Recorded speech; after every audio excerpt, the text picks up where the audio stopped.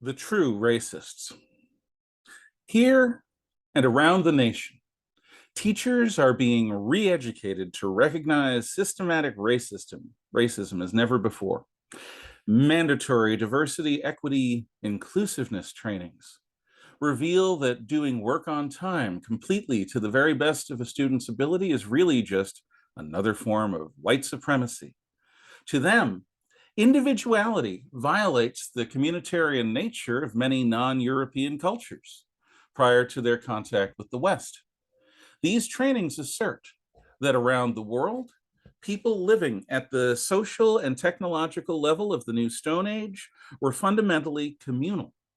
Survival depended upon hunting, gathering, and farming that was done by groups of people together. As Tyrone Howard, a critical race theoretician from UCLA, employed to retrain teachers in the Los Angeles County Unified School District, pointed out, quote, "The notion of individualism runs counter to many Los Angeles students' own cultural norms, which say, it's not about me, it's about we," unquote. Howard is but one of many ideologues who've been employed to show America's teachers their alleged implicit and unconscious bias. These experts make their living by revealing how no white person can escape their ingrained racism, how no one who is not white can ever really be racist, and how Western civilization's structural racism is unique and irredeemable. Under the tutelage of such theorists, classroom teachers are being told by their administrators that the bad old days of a colorblind meritocracy are over. From now on, every single issue will be viewed through the lens of racial and power dynamics. Social justice will finally be achieved when the objective standards heretofore used to assess excellence are replaced by a new ideal of redressing past wrongs by any means necessary. What this all means is that any educator who conforms to the new ethos will abandon merit. No longer will each individual student be expected to adapt to the standards of any school. Students will no longer be punished for bad conduct because discipline and self-control are concepts rooted, they say, in white supremacy. Doing demanding work to a high standard of excellence will be scrapped in favor of affirmative action grading, where a student's group identity determines all.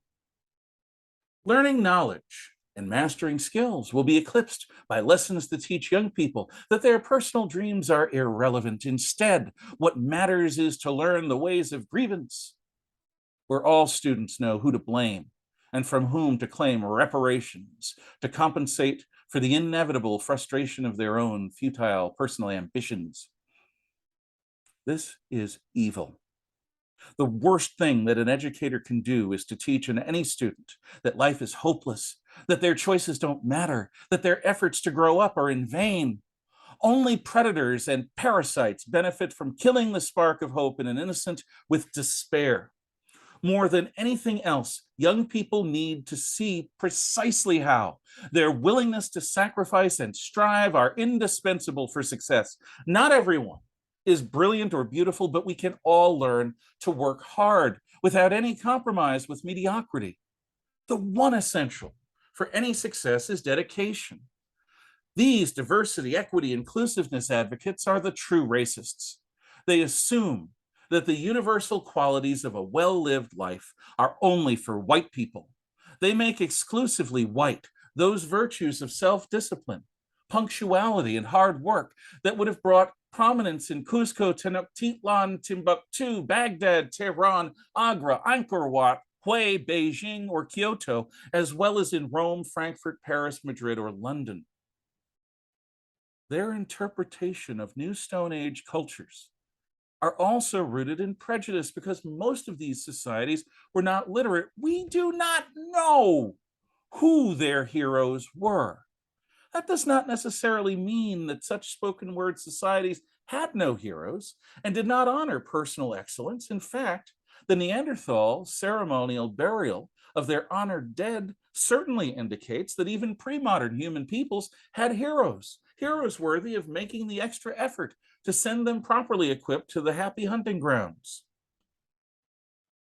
In my lifetime, our republic has wrestled to more fully become a colorblind meritocracy, the holy grail of genuine equality of opportunity. Overt and structural racism was outlawed the year before I was born. And by the time I reached adulthood, the quickest way to ostracism was to behave like a bigot. It is no longer newsworthy for people to achieve peak success in their fields who are not white Anglo-Saxon Protestant men. Clarence Thomas, Thomas Sowell, Condoleezza Rice, Ayaan Hirsi Ali are but a few whose lives are living proof that the American dream is open to everyone who will work for it. Ideas of diversity, equity, inclusion epitomize the old warnings against the soft bigotry of low expectations. But there's nothing soft about the harm that this bigotry does in stealing hope from the young. These woke advocates ghettoize them, ghettoize young students, robbing them of what they might have become if only they had learned to believe in themselves and to trust America. We must reclaim our schools from diversity, equity, inclusiveness for the sake of each and every student of all backgrounds.